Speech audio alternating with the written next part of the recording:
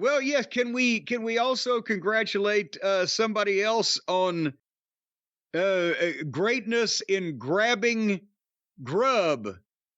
The have you heard the rumors, the rumors and the whisperings and the people saying this on Twitter? Have you heard what now they're saying that they've heard that Tony Khan is paying Mercedes Mone? Have you heard about Mercedes's Mone? I did see this, and I think it's ridiculous because Yeah. Tony will pay a lot, but this is ridiculous. Folks out there who have a more discerning, logical mind and listen to our program, the Twitter birds on the Twitterverse are saying that Tony Khan is paying Mercedes Mone $10 million a year in Monet to wrestle for his organization. And Brian, yes, that is completely ridiculous. And here again, we were just doing a clip last week where we said that Tokyo, the newspapers, Tokyo Sports reporting that, oh my God, Okada's got 13 million over 3 years. That has since been shot down by sources close to the situation. That is still in the millions, but it ain't that ridiculous. And they think that he would pay Mercedes Mone 3 times as much as that or whatever, and do it all at the same time. What about poor old Will? Poor Will Ostrich, now just a plane ticket to fucking Heathrow and back every week. Ain't looking so bad now. But no, it's preposterous, but it speaks to, I think, a problem that Tony is starting to get, that not only do the fans just accept at this point, they just see these signings and this money being bandied around and these, this endless pocketbook from AEW, and they believed Okada 13 million. Now some people are believing Mercedes $10 million a year. It paints a horrible picture for Tony that people will actually take even preposterous numbers like this seriously, doesn't it? Blowing my inheritance, Mone. Ratings down, rehost down, come on, Mone.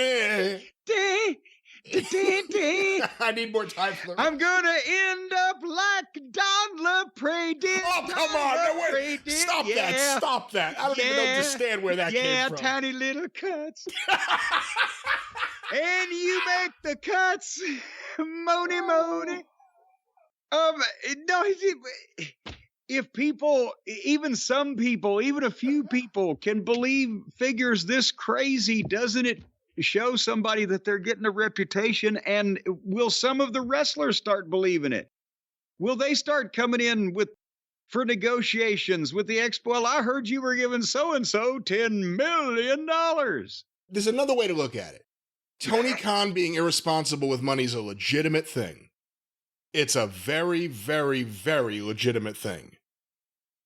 Wrestlers being underpaid based on how much revenue they generate compared to other sporting endeavors is also true. Yes.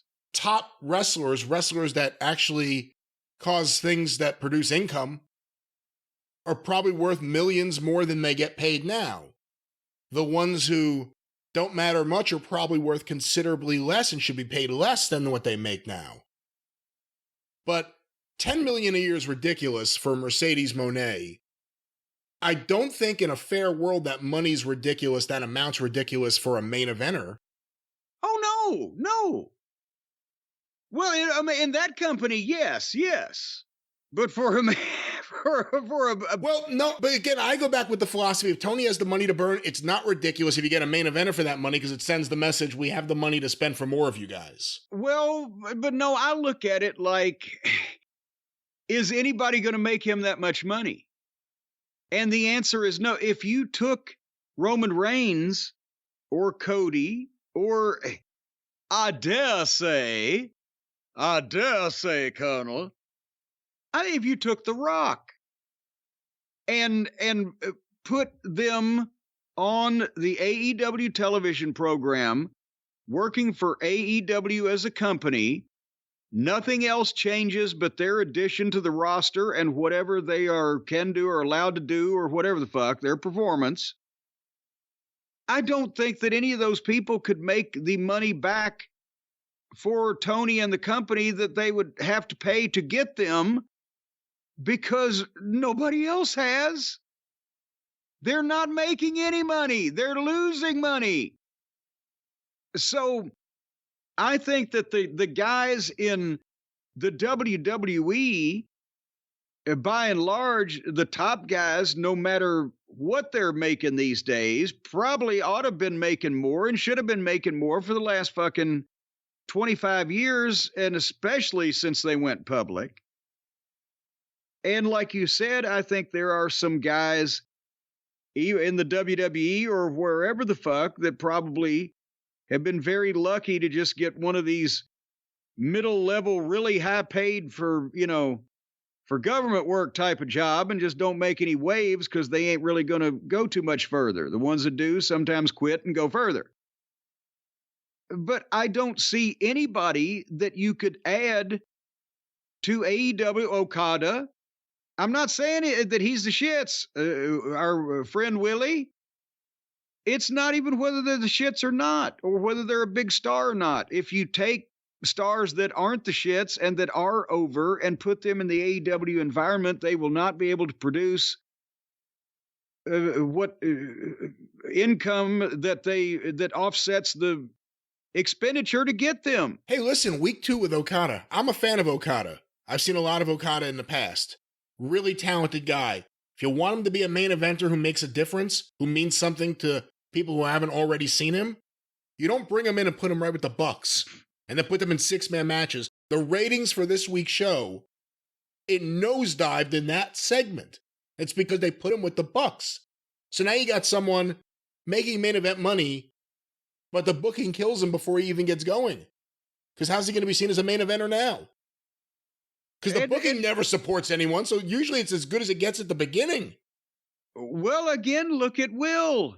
Will has been taken to the limit by the flunky in his own heel group, Kyle Felcher, and the other guy who's not really been focused on as a world-class level world title competitor, our boy Take. So he's got a 3-year contract. There's a great example. There's a great example of someone with talent, someone who's getting better, who they give a little bit and they take a whole lot back. Takeshita. They were a few weeks ago, they were doing promos where him and Hobbs looked threatening next to Callis. Then he lost to his stablemate, then we haven't seen him since. How does that help anyone? The point being, you can only justify paying millions of dollars to someone. Now, what's the merchandise? We don't have numbers on their merchandise. Have they got a new merchandise person over there at AEW yet, since they fired Mrs. Buck A? Well, again, they have someone new in charge, and they do a lot of stuff with Pro Wrestling Tees. Certainly, they do a lot to benefit that company. Okay, so... But merchandise has been something where they've been lacking for a long time, where even if you have someone who's highly merchandisable, highly marketable, you need the right team behind them. Vince McMahon, even when things were bad, he always had that. Well, and that's... if you're giving somebody millions of dollars a year, but after you add them into your program, the ratings stay the same. The ticket sales in the average market stays the average that it was, better or worse, whatever, beforehand. Are you moving tons of merchandise to justify this incredible amount of money? What other, help me. When you're spending millions of dollars for a top star, don't they need to be a top star? You would think, again, unless it's someone who doesn't have to worry about the bottom line, who can throw around money like it's play money, but it's real money. And again, it's a drop in the bucket. It's a drop in the bucket. So if it was one of the WWE main eventers who were a free agent right now, Tony would have probably gone in there and doubled what WWE offered them. Now, you won't get WrestleMania. You won't get any professionalism in the back or anything. But you'll get a ton of money, and if you want to stay home whenever you want, you can. The schedule, the lifestyle is a very easy lifestyle. As long as you don't get too beat up internally about confusion, lack of direction, the booking, the formatting, anything else. If you're someone who's like down with like classic, what made WCW work? Hey, I want to get a check. I'll show up, I won't show up, I'll stay home, whatever. If you have that kind of attitude, it's the best place ever to work. Did that answer your question? What was your question, yes, sir? Yes, is the caller there? And remember, it's the safest company in the world, too.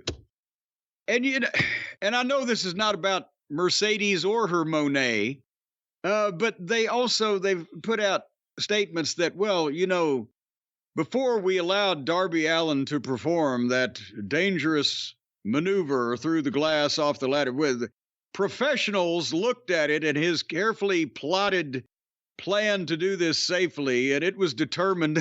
What the fuck? Yeah, he went through glass to the floor. I want to see the fucking backstage footage of who did they call in that is a professional in a motherfucker flinging himself off a ladder through a real piece of glass onto concrete in one take in front of fucking goddamn thousands of people, even in Hollywood. Nobody does that. It's not done. And who approved his plan? What was his plan? What was your plan here? Can you just take a seat? Just sit down for a minute. What was your plan here, Darby? Well, that was the $10 million rumored to be given to Mercedes Mone. Yes, it was. Money well spent. Well, and right there, it's money well spent because now Mercedes is going to be in the Mone, and she's just fine. But now again, Tony Khan, I'm afraid he's going to have to slash expenses, Brian.